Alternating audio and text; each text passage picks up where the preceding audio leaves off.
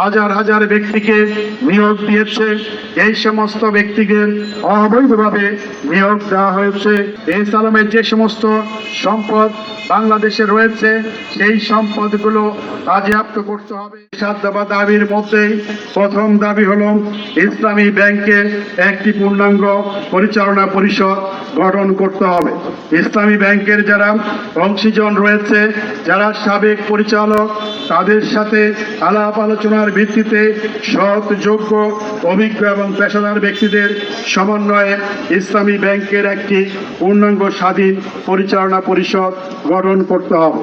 আমরা বিশ্বাস করি পুরনো অনেক পরিচালকই বর্তমান সময় সুস্থ স্বাভাবিক কার্যক্রম পরিচালনা করার মতো শারীরিক সামর্থ্য রয়েছে। বলেন সৎ, যোগ্য ব্যক্তি খুঁজে পাওয়া কোনো কঠিন বিষয় নয়। অতীত পরিচালক যারা ছিলেন, যাদের মাধ্যমে এই ব্যাংকটি সর্বশ্রেষ্ঠ ব্যাংক হয়েছে, তাদের ভিতর থেকেই আপনারা পরিচালক নিয়োগ দেন। এই ধরনের একটি পরিচালনা পরিষদ যদি নিয়োগ দেওয়া হয় তাহলে গ্রাহকদের আস্থা দ্রুত ফিরে আসবে এবং এই ব্যাংকটি উত্তরোত্তর সামনের দিকে অগ্রসর হতে সক্ষম হবে। আমাদের দ্বিতীয় দাবি, ইসলামী ব্যাংকের মালিকানা যারা প্রকৃত মালিক তাদের কাছে ফিরিয়ে দিতে হবে। 2017 সালে আপনারা জানেন ফ্যাসিস্ট সরকারের সহযোগিতায়, বিভিন্ন গোয়েন্দা সংস্থার সহযোগিতায় জোরপূর্বকভাবে ইসলামী ব্যাংকের শেয়ারগুলো যারা ধারণ করেছিলেন তাদের কাছ থেকে সেই শেয়ারগুলো কেড়ে নেওয়া হয়েছে। ফলে এস আলমের কাছে বর্তমান যে 82% শেয়ার রয়েছে, যেগুলি বাংলাদেশ ব্যাংক ফ্রিজ করে রেখেছে, এই শেয়ারগুলো অবিলম্বে প্রকৃত মালিক যারা আছে তাদের কাছে ফিরিয়ে দেওয়ার ব্যবস্থা করতে হবে। প্রকৃত মালিক যারা আছেন তারা যদি এই শেয়ারগুলো নিতে যদি অক্ষমতা প্রকাশ করেন তাহলে বাংলাদেশ ব্যাংকের তত্ত্বাবধানে এই শেয়ারগুলো আইপিও হিসাবে বাজারে বিক্রয় করে সেই অর্থ এস আলমের যে খেলাপি ঋণ তার সাথে সমন্বয় করতে হবে। এর বাইরে যদি কোনো সিদ্ধান্ত গ্রহণ করা হয় তাহলে সচেতন গ্রাহকবৃন্দ কোনো অবস্থায় এটা মেনে নেবে না। আমাদের তৃতীয় দাবি, বিশেষ ট্রাইব্যুনাল গঠন করতে হবে। যারা ব্যাংক লুটেরা তাদের বিচারের জন্য বিশেষ ট্রাইব্যুনাল গঠন করতে হবে।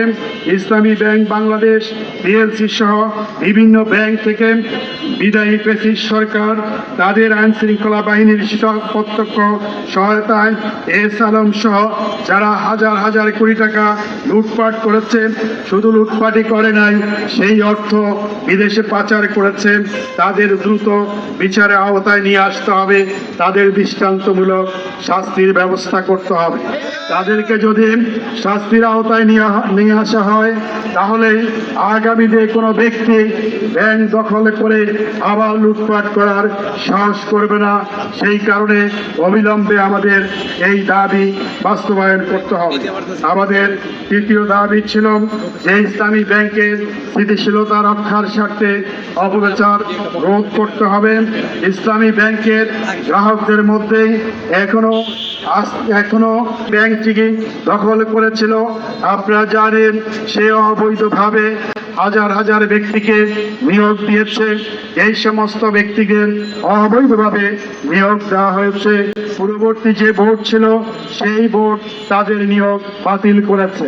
তারা পরিকল্পিতভাবে সোশ্যাল মিডিয়াতে ইসলামী ব্যাংকের বিপক্ষে প্রচারণা চালাচ্ছে। একইভাবে বিভিন্ন সময়ে তারা মব সৃষ্টি করার মাধ্যমে ইসলামী ব্যাংকের পরিবেশ নষ্ট করার চেষ্টা করছে।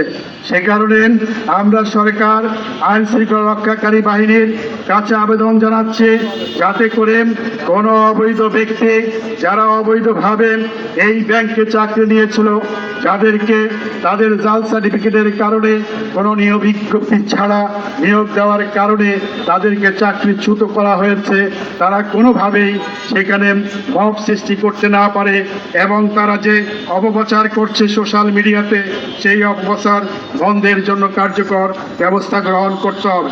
আমাদের পঞ্চম দাবি ছিল যে সালাম তার যে লুণ্ঠিত অর্থ সেই অর্থ বিদেশ থেকে দেশে ফিরিয়ে আনার জন্য কার্যকর ব্যবস্থা গ্রহণ করতে হবে।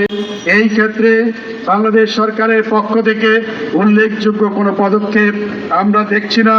এস আলমের যে সমস্ত সম্পদ বাংলাদেশে রয়েছে সেই সম্পদগুলো বাজেয়াপ্ত করতে হবে এবং সেগুলি বাজারে বিক্রয় করার মাধ্যমে যাতে করে সমন্বয় করতে পারে সেই ব্যবস্থা করতে হবে।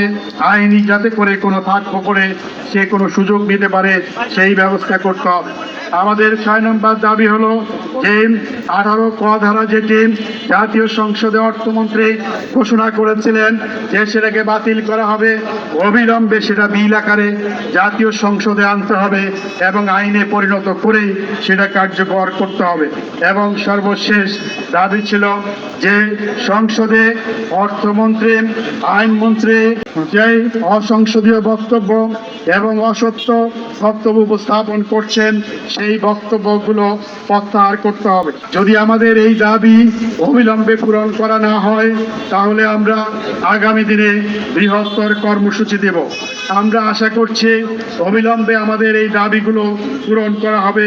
আমাদের পরবর্তী কর্মসূচি বিক্ষোভ মিছিল অনুষ্ঠিত হবে আগামী 9 জুলাই 2026 বৃহস্পতিবার ইসলামী ব্যাংক টাওয়ারের সামনে থেকে প্রেস ক্লাব পর্যন্ত আমাদের বিক্ষোভ কর্মসূচি অনুষ্ঠিত হবে। আমাদের দ্বিতীয় কর্মসূচি যে 14 জুলাই 2026 মঙ্গলবার সারা দেশের প্রত্যেকটা জেলা শহরের ইসলামী ব্যাংকের যে প্রধান শাখা সেই প্রধান শাখার সামনে গ্রাহকরা অবস্থান কর্মসূচি পালন করবে। আগামী 14 তারিখে সারা বাংলাদেশের সমস্ত জেলা হেডকোয়ার্টারে ইসলামী ব্যাংকের প্রধান শাখার সামনে অবস্থান কর্মসূচি পালন করা হবে। এর মধ্যে আশা করি আমাদের দাবি মেনে নেওয়া হবে। তারপরও যদি আমাদের দাবিগুলো অবিলম্বে মেনে নেওয়া না হয়, ইসলামী ব্যাংকের পূর্ণাঙ্গ পরিচালনা পরিষদ ঘোষণা করা না হয়, তাহলে আগামী 18 জুলাই 2026 শনিবার গ্রাহকদের নিয়ে আমরা জাতীয় সমাবেশ করব শাহবাগ জাতীয় জাদুঘরের সামনে।